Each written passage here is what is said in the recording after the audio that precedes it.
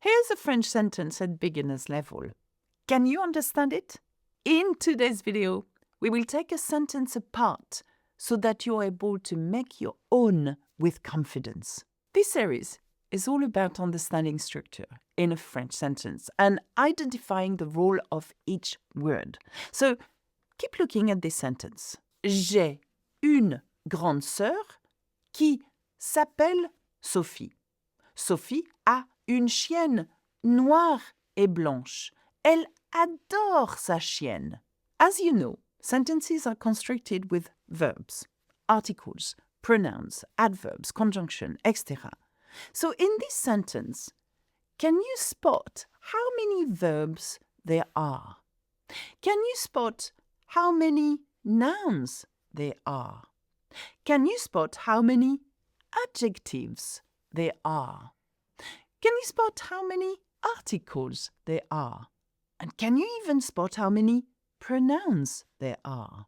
Okay, what I'm going to do now is I'm going to take the beginning of that sentence. Can you see the very beginning? J'ai une grande sœur. Can you identify the verb here? Well, it's a simple sentence. There is a subject, okay? There is a noun, and there is a verb somewhere. Can you see it? It's est, ai. J'ai means I have. It comes from to have, avoir. Here, it's conjugated in the present tense. So, j'ai, I have, une grande sœur. Now, if we identify une and then grande and sœur, can you name those grammatical terms? Une is an indefinite article. It's a. Grande here is an adjective, okay? And sœur is a noun, okay? It's a common noun. So, I have a big sister. And what you need to understand about this beginning of the sentence here is that une is feminine, okay? We have two gender, feminine and masculine in French, which you need to adhere with, always. By doing that, all the adjectives are going to agree with the noun that we are using. Sœur is feminine, it's une and not un. And therefore, grand is going to be feminine too. Grande. I have a big sister, as in a older sister. It does mean tall as well, by the way. In this context, it means a big sister, an older sister. J'ai une grande sœur. Can you see that? I have a big sister. So this very simple sentence has 1, 2, 3, 4 things going on here. Je is known as a subject pronoun, okay? We've got the subject pronoun, and est is the verb from avoir. Then you've got the article, une, and then the adjective, grande, and sœur, the noun. Sometimes the adjective will be positioned after the noun, but that is another lesson completely. Right, let's have a look at the next part of the sentence. Qui s'appelle Sophie?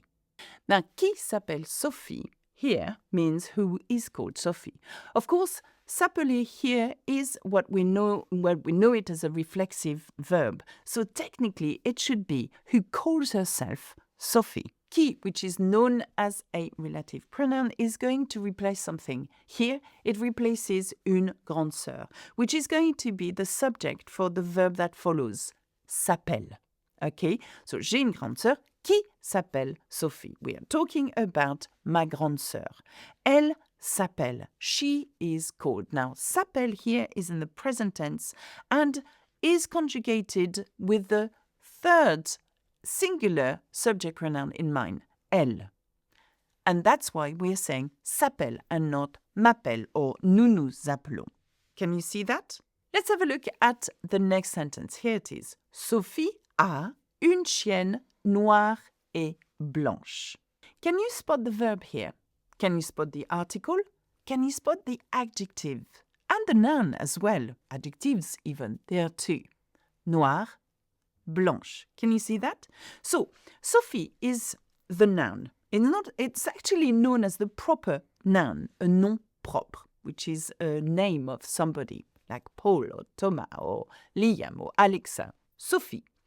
Sophie has, and that's where the verb is, a, and it comes from avoir. Now we know that it is the present tense of avoir, and that we are using a because if we replace Sophie with the subject pronoun, it will be elle. Elle a. Do you see? Such as for je, you would say est, j'ai. Il, elle a, on a, and for nous, you would say avons, etc. And this is what I mean by conjugation of tenses in my other videos. Here, we're using avoir. We have conjugated it in the present tense with Sophie as the subject. Now, Sophie has une chienne. Again, that's an article. It's an indefinite article. And I know a lot about this article. I know that it's feminine. It's a feminine article. It's either un or une. In this case, we're using the feminine because chienne. Chienne is a noun which is feminine. So we have to agree the two together. You couldn't say un chien. Doesn't work. So with that, we say une chienne. She has a dog, a female dog. And the colors of this dog are noir et blanche. So noir is black and blanche is white. And we've added a conjunction here, a connective et with that, and. So we have in this sentence a proper noun, a verb, indefinite article, a noun or common noun, an adjective, a conjunction, okay, and another adjective. Noir as an E. Blanche is the feminine of blanc. Why do we use noir and blanche in the feminine? Very good.